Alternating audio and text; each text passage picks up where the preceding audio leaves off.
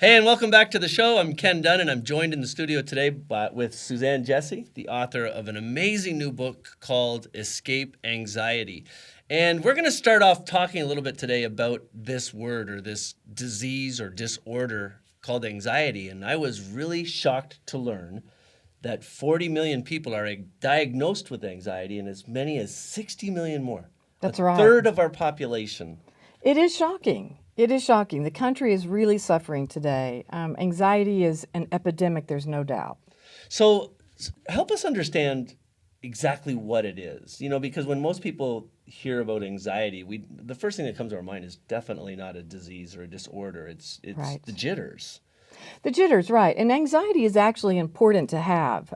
It's an innate system that we have that helps us know when there's something in our world that is threatening. If we didn't have that sensation of anxiety, first of all, we wouldn't have the chemicals to be able to run faster or fight harder if we were in a threatening situation. But the anxiety that gets disturbing and causes really a disruption in our life experience, the quality of life certainly, is the kind of anxiety when you have panic or you have anxiety in situations where there is no threat, seemingly. But there's a little trick to that. And what we've learned is that the main thing is that thought is chemical. And our brain, in fact, doesn't recognize whether or not we have a real threat or an imagined threat. So say that you're worrying about something that you're really concerned about. Right. What's happening in your brain is it's identifying that you have a threat in your life. So the very same chemicals are being expressed from your brain and filtering through your central nervous system, trying to respond to that threat that is only in your mind. So I know we're going to get into a story a little bit later in the show about you and Right. how you were the victim of anxiety in the past. Absolutely. But I want to touch on before this something that I think you just said. It's all in your mind. And if I'm hearing that correctly, then I have a feeling you're going to tell me that there's a solution. There absolutely is a solution. And I wouldn't say that it's all in your mind, but it's a lot in your mind because Okay. there are some other factors. Genetics plays a role, absolutely chemicals, coffee, we love our coffee. Absolutely. But coffee, in fact, is what they use in clinical trials to study panic attacks. So they use coffee to cause panic attacks. I mean, a half-life is 8 hours, right? Right. It's huge. So, but there is a solution. You can be free of the debilitating, the disturbing effects of anxiety.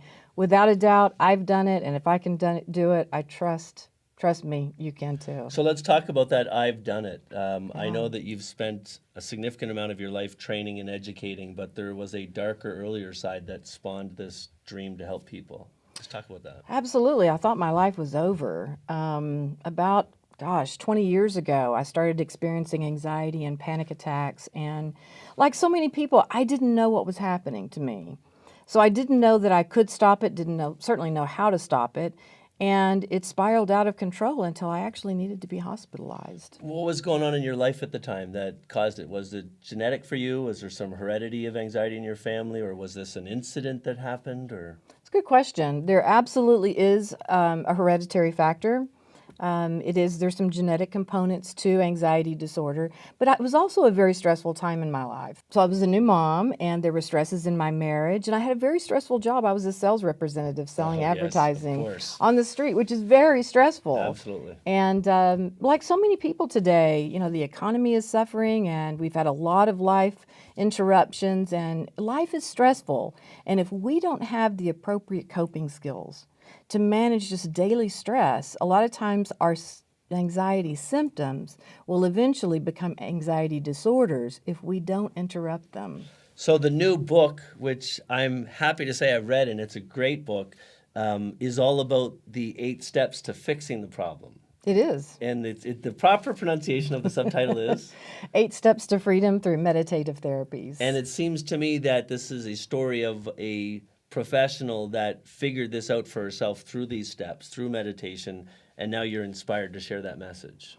Absolutely. Interestingly enough, when I was suffering from anxiety and hospitalized, I asked my doctor one question, and it was simply, what in the world happened to me? Here I was, a high-functioning sales representative, successful, very active, and all of a sudden I found myself debilitated and not able to function in life. So when I asked my doctor that, I don't know at that time if he just felt like it wasn't his job to answer me or didn't really know how to explain it to me, but it became my life's mission to find out what happened, what is the cure, what are the best treatments, and to be able to share it to other people so that they didn't suffer too, because I knew intuitively that other people were suffering. And it was a journey. It was decades of learning, education, training, learning more about the experiences that I went through and the practices that I used in my own recovery. So I've had the luxury to know the back end of this story and the amount of energy that you put into writing this book. It's clearly a great book for a reader, even if you're somebody that doesn't know if you're really affected by anxiety or not, or maybe you're just looking for ways to start enjoying a more peaceful, calm life. The book reads like an adventure. And obviously it's an incredible read. What possessed you to decide to become an author? Well, I think two things. First of all, I was privileged to work at Betty Ford Center, and I was treating people not only for chemical dependency, but also mental health issues. And we do a lot of intensive work. And what I realized was that a very small population has the opportunity to get that kind of intensive therapy. And I wanted to find a way to put it in a written material, put it in a digital format, internet. Today's technology really does allow us the opportunity to offer to the world, whatever your financial situation, whatever your social economic situation is, the opportunity to have excellent health care. When you mentioned it's a journey, it actually is a journey, but it journeys into your own life. I instruct you how to build a timeline, for example. And from that timeline, you chart what your traumas are. One thing that is common with anxiety sufferers is that they also have trauma in their timeline, in their history. So I help you journey through your own life and decode some of the contributing factors that have led you to where you are if you're suffering from anxiety today. Well, as we kind of come to the end of our little chat together, I'd like people to know where they can find you, and I'd like them to know what they're going to find when they get to that special place on the internet. Absolutely. You can find me at escapeanxiety.com.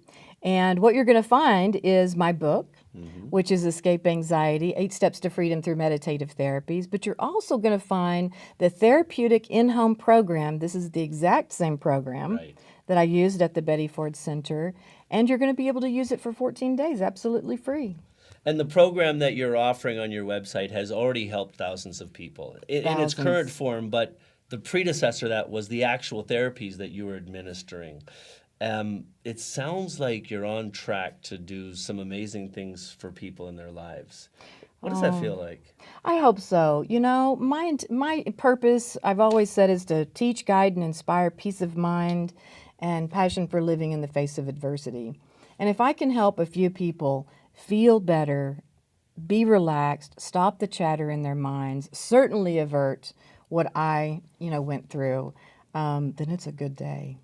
Well, we've been joined in the studio by Suzanne Jessee, the author of Beyond Anxiety, and I want to leave you with a very special little note that I've learned from my experiences with Suzanne. It seems that almost a third of our population in America is affected by anxiety, and probably more than half of them don't even realize it. What you're going to find in your daily life that may be a precursor or an indicator that you've got some manageable challenges to anxiety are those jitters, are those insecurities in the moments of situations that are stressful. And if even it's just a little bit of stress, then Escape Anxiety, escapeanxiety.com, and Suzanne's work is exactly what you need to be taking a look at.